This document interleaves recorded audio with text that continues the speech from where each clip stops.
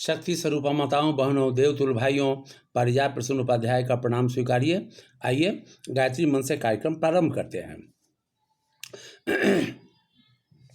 ओम भूर्भुवः स्वः तत्सवितुर्वरेण्यं भर्गो देवस्य धीमहि धियो यो नः प्रचोदयात्। नित्य की भांति पहले पंचांग, राशिफल, उसके बाद यम और नचिकेता की वार्ता, कठोपनिषद का पोर्शन। आज युगात 5123 विक्रम संवत 2078 शक संवत 1943 आषाढ़ शुक्ल पक्ष दशमी तिथि रात्रि 6:57 तक। तत्पश्चात एकादशी तिथि है। तदनुसार 19 जुलाई 2021 दिन सोमवार। नक्षत्र विशाखा नक्षत्र रात्रि 8:32 तक। तत्पश्चात अनुराधा नक्षत्र। राहु काल आज राहु काल प्रातः 6:51 से दिन के 8:31 तक रहेगा। सूर्य कर्क राशि में संचार करेंगे। चंद्रमा तुला राशि में दिन के 2:56 तक। तत्पश्चात वृश्चिक राशि में संचार करेंगे। सूर्योदय 5:18 पर, सूर्यास्त सायं 6:42 पर हो रहा है। दिशाशूल आज सोमवार को पूर्व दिशा की यात्रा शास्त्रों द्वारा वर्जित है, परंतु अत्यावश्यक होने पर दर्पण देखकर अथवा गायत्री मंत्र का मानसिक जप करते हुए यात्रा करने से वर्जना समाप्त हो जाती है। शुभ मुहूर्त आज अभिजीत मुहूर्त दिन के 11:37 से दिन के 12:31 तक रहेगा। अमृत काल दिन के 2:16 से दिन के 3:46 तक रहेगा। कल मंगलवार को देवशैनी, जिसे हरिशैनी एकादशी भी कहते हैं, एकादशी व्रत है और चतुर्मास का प्रारंभ होगा। ये था पंचांग। अब आइए राशिफल। मेष राशि, कारोबार के सिलसिले में की गई यात्रा से लाभ होगा। धन संबंधी परेशानी दूर होगी। सेहत का ध्यान रखें, किस्मत का साथ मिलेगा। समय अनुकूल है, आय में वृद्धि के योग बन रहे हैं। वृषभ राशि, आज का दिन शानदार रहने वाला है। आर्थिक स्थिति ठीक रहेगी। परिवार में शांति बनी रहेगी। तनाव रह सकता है। जीवन साथी के साथ मधुर संबंध बने रहेंगे। कुछ दुखद सूचना भी मिलने के संकेत हैं। व्यवसाय ठीक चलेगा। मिथुन राशि, आज आपकी योजना सफल होती दिख रही है। सेहत का ध्यान रखें। मान सम्मान में वृद्धि होगी। भाग्य का साथ मिलेगा। निवेश शुभ रहेगा। धन लाभ के संकेत हैं। कर्क राशि, आज का दिन उलझन में बीतेगा और कारण विवाद हो सकता है। व्यस्तता बनी रहेगी। स्वास्थ्य की स्थिति थोड़ी कमजोर दिख रही है। धन लाभ के संकेत हैं। आज का दिन अच्छा रहेगा।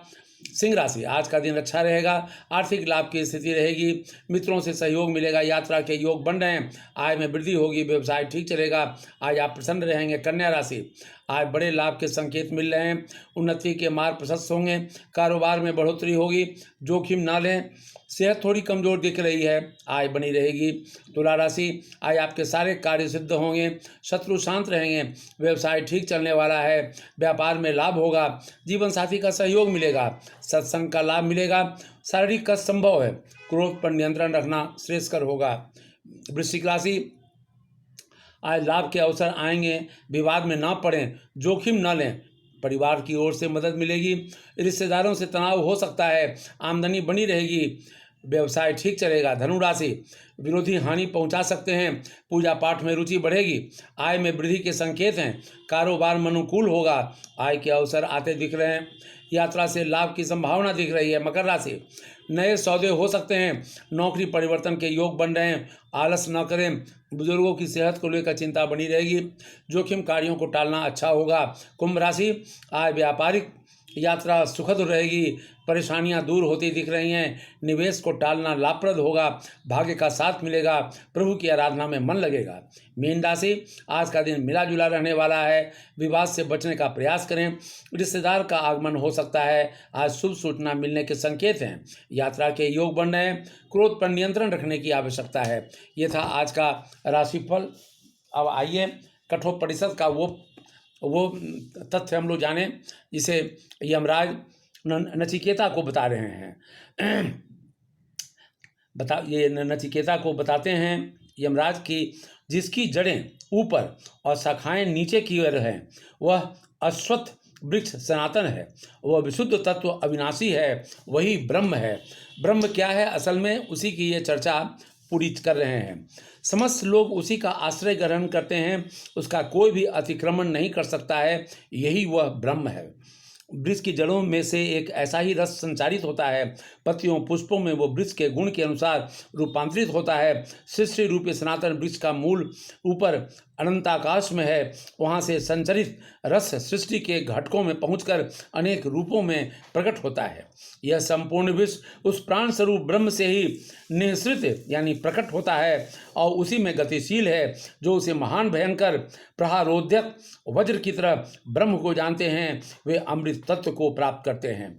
इन पर ब्रह्म के भय से अग्निदेव तपते हैं, इन्हीं के भय से सूर्यदेव तपते हैं, इन्हीं के भय से इंद्र, वायु और पांचवें मृत्यु देवता दौड़ते हैं।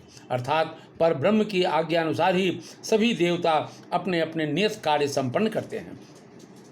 शरीरांत होने से पूर्व ही यदि कोई व्यक्ति ब्रह्म का ज्ञान प्राप्त कर लेता है तो जीव बंधन से छूट जाता है। यही नहीं प्राप्त कर पाया तो बारंबार विभिन्न योनियों में भ्रमण करता है। यह ज्ञान का अर्थ स्थूल जानकारी मात्र नहीं है, वह अनुभव गम्य बनाने की आवश्यकता है। विशुद्ध अंतःकरण दर्पण के समान है, अर्थात जिस प्रकार निर्बल दर्पण में वस्तु का स्वरूप स्पष्ट दिखाई पड़ता है, उसी प्रकार विशुद्ध अंतःकरण में ब्रह्म का स्वरूप स्पष्ट दिखता है। पितृलोक में ब्रह्म का रूप स्पष्ट नहीं दिखता, क्योंकि प्राणियों को पूर्व जन्म की स्मृति रहने के कारण उनका संबंध पूर्व संबंधियों से बना रहता है। गंधर्व लोक में भी ब्रह्म का स्वरूप जल की लहरों के समान अस्पष्ट दिखाई पड़ता है, क्योंकि वहाँ भोगों से लिप्त रहने के कारण ब्रह्म दर्शन ठीक से नहीं हो पाता। किंतु ब्रह्मलोक में छाया अधूप की भांति आत्मा और परमात्मा का स्वरूप स्पष्ट परिलक्षित होता है। उदय और लय होते रहने के स्वभाव से युक्त अलग अलग स्थानों में स्थित अनेक रूपों वाली इंद्रियों को जानने वाला ज्ञानी पुरुष कभी शोक नहीं करता। इंद्रियों से मन उत्तम है, मन से बुद्धि श्रेष्ठ है, बुद्धि से जीवात्मा उत्कृष्ट है और जीवात्मा की अपेक्षा अव्यक्त शक्ति उत्तम है। अव्यक्त शक्ति प्रकृति से व्यापक और आकार रहित परम पुरुष परमात्मा श्रेष्ठ है, जिसको जानकर जीवात्मा बंधन से मुक्त हो जाता है और अमरत्व को प्राप्त करता है। इस ब्रह्म का यथार्थ रूप अपने समक्ष प्रकट नहीं होता। परमेश्वर के दिव्य स्वरूप को कोई इन चर्म चक्षुओं से नहीं देख सकता। मन को वश में करने वाली विवेक बुद्धि था सद्भाव संपन्न हृदय द्वारा बारंबार चिंतन मनन करने से ही उसका सम्यक दर्शन हो जाता है। जो ब्रह्म को इस प्रकार जानते हैं वे अमृत तत्व को प्राप्त करते हैं। जब मन के साथ पांचों ज्ञानेंद्रियां आत्म तत्व में स्थिर हो जाती हैं और बुद्धि भी चेष्टा रहित हो जाती है, तब वह स्थिति को जीवात्मा की परम गति होती है। इस प्रकार इंद्रियों के स्थिर धारणा का नाम ही योग माना गया है।